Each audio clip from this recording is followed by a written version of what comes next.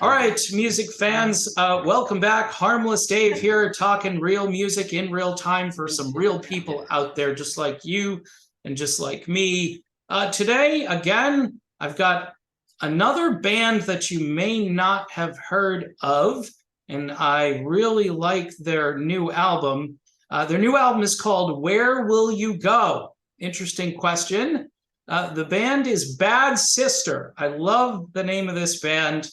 You don't want to mess around with a bad sister, that's for sure, because they can be troublesome. These people are very talented. I'm really enjoying the album, and I wanted to share it with my audience. So everyone, please welcome Bad Sister. How are you? Hi there. Hi. We're fine. Yeah. Okay, introduce yourselves. We've got, what, 3/4 of the band here? Yeah, unfortunately, 3/5. Yeah, 3/5, right. 3/5, okay.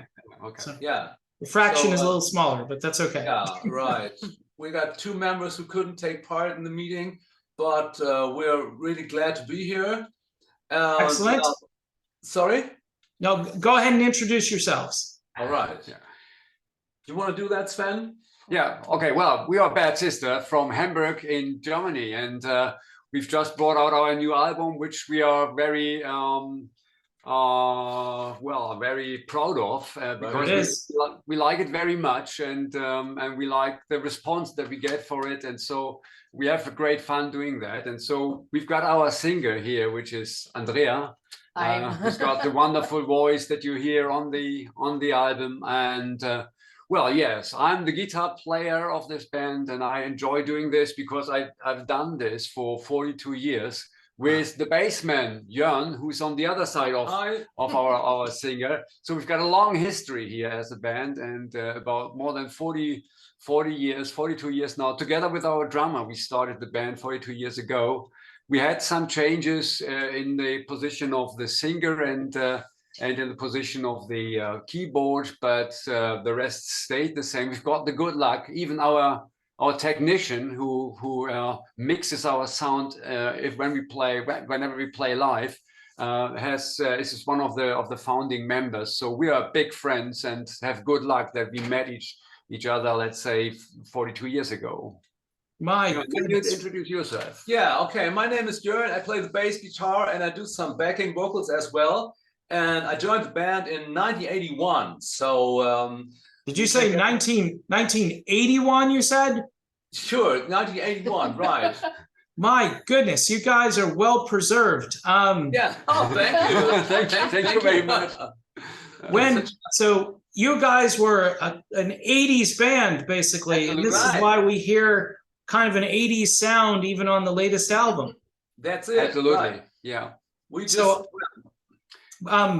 So did you break up and get back together again? What's some of the history of this? Well, we had some years when we rarely played together, but we never really lost contact to each other. And then one day we decided to make a new album, because we still enjoy playing together, and we still enjoy playing live gigs. And this is the main purpose why we do this. Okay. So you're a live band still. You're out there performing. And right. You're obviously getting good reception from the audience. Yeah, sure. Well, we have some gigs ahead where we introduce our new album to the audience, and we very much look forward to it.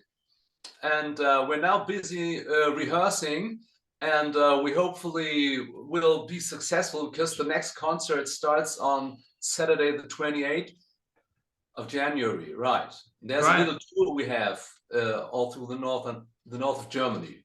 So why the name Bad Sister? Is it because you have a female singer? Sure, that's one reason, but the story behind this name is that the band, when I joined the band in 1981, we had a different name, which was called Bogart Joint. Oh. It alludes to Humphrey Bogart, right? Humphrey Bogart. And then we decided to change the style of music we played and turn it from pop rock into hard rock. And then it was most appropriate to have another name. And there was a book about Humphrey Bogart I owned, and I checked it, and I really found this name, Bad Sister, which was a film with Humphrey Bogart as a main character. And so we decided, that's it. This is our name. That's great. I mean, that's a good story. In addition to the fact that you have a female singer, and she's great, by the way. I mean, that's kind of what puts this in a different category for me. I mean, I hear things, you know, from my youth that I would listen to, like Vixen or maybe Heart, along those lines. But you guys really have your own sound, which I really appreciate. It's not really copying anyone specifically, but it takes a lot of these influences and it brings it to frighteningly the year 2023. That's where we are now. So this is terrific. So you got 13 songs on this album. What do you guys think are your favorite songs? Does anyone have a favorite song from the album? We ask our singer first, okay? I love them all. I can't say it. I love I love the ballads. Moon Woman. You love every song, and specifically maybe the power ballads on there, or what song specifically? Like, if you were to pick out of these 13 songs, like your favorite song to sing, is there a favorite one that you really like to sing? Oh, I think it's Don't Leave Me. Don't Leave Me? Okay. Yeah. And it's powerful, and I love to sing it. But also, Could It Be Love? Yeah, that's one I've been listening to a lot. Ballad. The problem is, if you play all these songs in the studio, this is well, my point of view. Your favorites change all the time. Yes, really. Yes, and really. There's one day I wake up and when I say, okay, that's my favorite, and the other day I think, no, it's not. It's just the other one. So so it's really hard to come to a decision, to make up my mind according to this issue.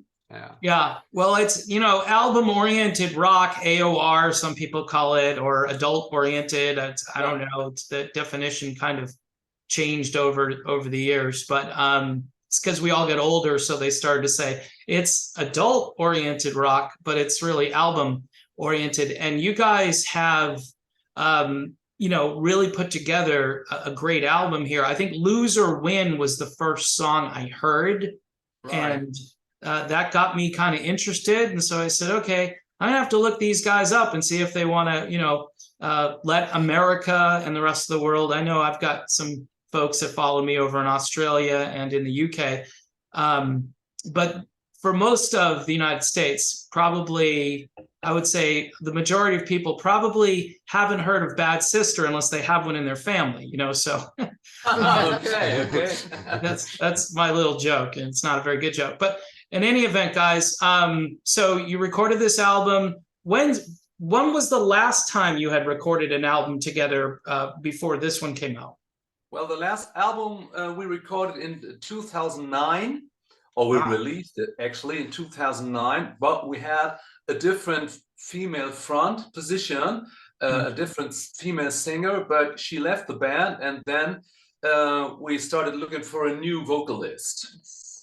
Wow. And then we found Andrea, which was a real good thing for us, actually. Good luck. Yeah, good. Yes, actually. I'm happy. Yeah. She was from the same town like we didn't meet before, not really. So only once I met Andrea, and that was by the idea came up to phone her, and actually that really fitted. And or is it fit? I don't know. Well, irregular verbs, but it really fit. And so here we are together, and we really enjoy the time that we have, because she isn't Bad Sister. She's absolutely a very nice character. Absolutely. Yes, but if people see you, they're going to say, okay, which one's the Bad Sister? And they're probably going to single her out, because that would make the most sense. So, you know, you have to take all of the weight of this name on your shoulders a little bit as the front woman in this band. Andrea, I mean, this must be a lot of fun hanging out with these guys and singing these great songs. Absolutely. I love them all. And all right, so what is on the horizon for Bad Sister? You guys are getting ready, rehearsing, maybe doing some live gigs, which is always a good thing. Yeah, and there will be a re-release of the album we released before the one in 2009. Our record company told us that they are planning to release this one. It's going to be remastered, and I think it's going to be released in March or something like this. We're not quite sure. Well, and then we hopefully will play some more shows, which is not clear at the moment. And maybe there's there's another new album which we're going to work on. So these are the future perspectives. It's not really a future perspective because we've got already some of the songs. It's let's say half of the songs we've got already, and so what we agreed on is that we say we want to play live now, and we had a lot of rehearsals, and so now we feel fit to start playing live, and then at the same time we want to work on the next album and want to finish it as soon as possible, maybe next year. That would be very nice. Yeah. Absolutely. I'm sure the record label is going to be happy about that. I've had a couple of other bands from, is it Pride and Joy Music? Pride and Joy, that's it. Yeah. I'll get it wrong because there's others like Lions Pride and Pride and Joy, and you can get confused easily. So that's great news for melodic rock. Do you guys find that this kind of music in your country might be making a little bit of a comeback these days? Yeah, we hope so. Actually, the main target group is surely are people at our age, I think, right? Well, people at the age of 18 might not be that interested in AOR music, but there are still a lot of people who are our age who still love to listen to music, and I think, well, our album targets to this group. Yeah. But at the same time, you see also young people listening to that kind of music. I mean, we've got this world famous festival here in northern Germany, this Wacken Open Air. You might have heard of it. Mm-hmm. And yes, and a lot of AOR bands also play over there. And I'm a teacher, and my students sometimes tell me, "Well, I've seen your song, Mr. Lange, and I really appreciate that." And then I tell them, "Well, it's not." That's not your generation, it's my generation. They say, no, we are also listening to these bands of the 80s and stuff like that. So yes, there is an audience, but it's not, of course, not the broad audience, but there is a niche, you know, in which you could sell this music still. And there are a lot of fans for us and lovers of this music and of this period of time, the 80s, which a lot of people appreciate and say, well, that was the time when a special kind of music was created. Yeah. And what really surprised us was the reaction of the metal audience when we released the Where Will You Go album.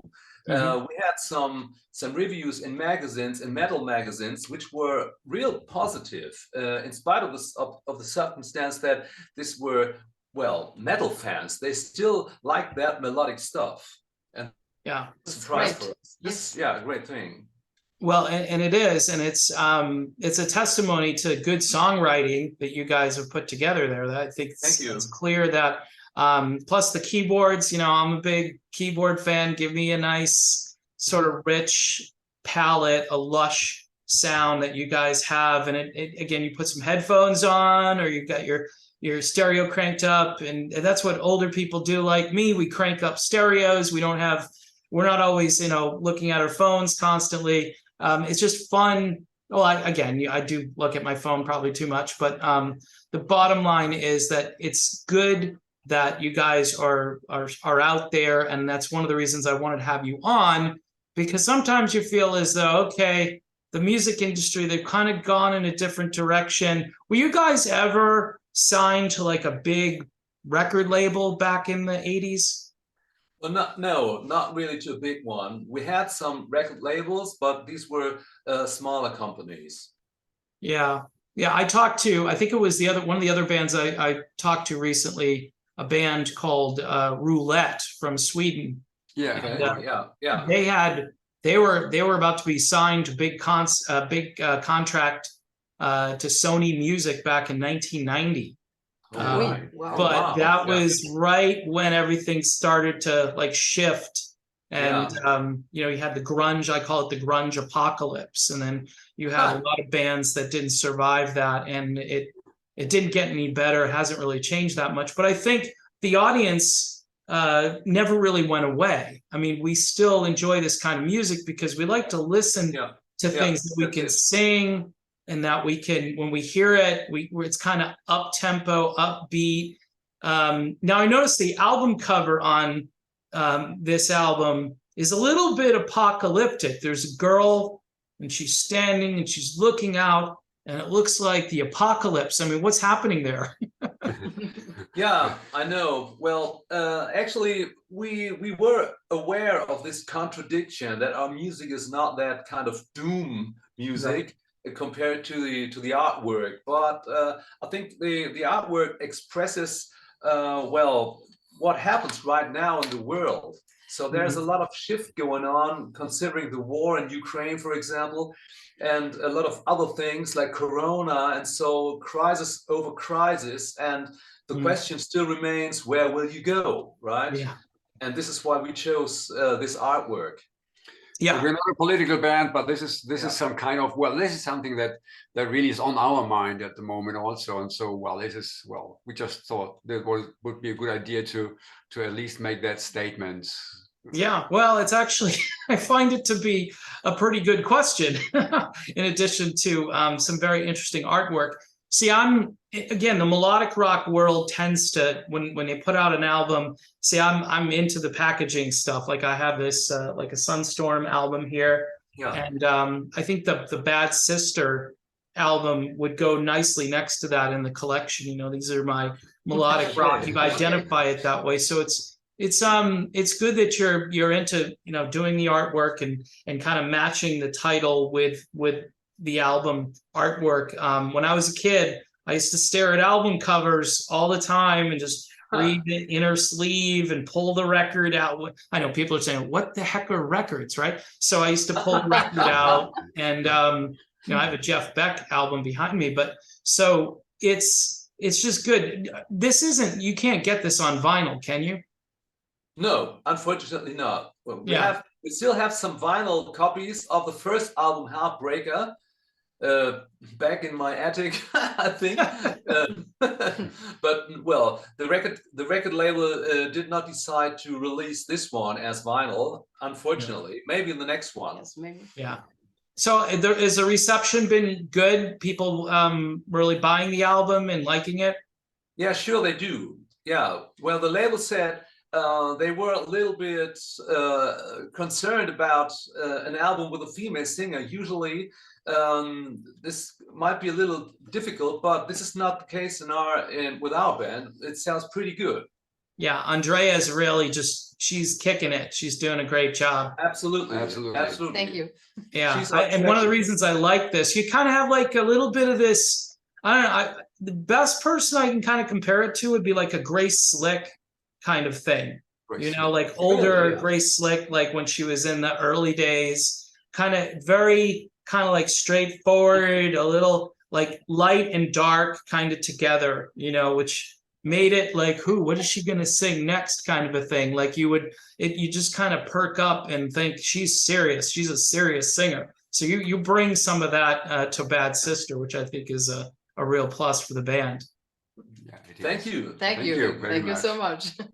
All right, guys. So we'll wrap things up here because, you know, folks with new music, sometimes they get a little, you know, the attention span. Okay, just tell us about the band, who they are. And so that's what I wanted to do today. If somebody wanted to order a copy of this album, physical copy, how could they do that? Well, they could go to the webpage of Pride and Joy Music. You can get the album there, or they can contact our webpage as well. So it's www.badsister -rock.com. Yes. So that's it. Yeah, or just look for it on the internet. I mean, there are different companies selling it. Yeah. I think I saw it. Believe it or not, I might have seen it on Amazon. I don't know. Yes, that's it. Yeah. Which way? Yeah, I just figured in case, you know, you guys wanted a more direct route, maybe you make a little higher profit or something. I don't know, but I just want to help the band make sure that there are a few people that still buy CDs, not a lot, but there are a few. So we want to encourage them to support the band. And if they're ever, in the Hamburg area in Germany, maybe they should go and see you guys play a concert. They should. Yeah, yes. sure. We love to see you there. Yeah. All right, guys and lady, thank you so much for being here. Best of luck in the year 2023. Safe travels out there on the road, and thanks for being here. Yeah, thanks Thank for having you. us. Thank you. Thanks for having us. Have a good time. Stay healthy these days. Right. Bye. Bye-bye. Bye.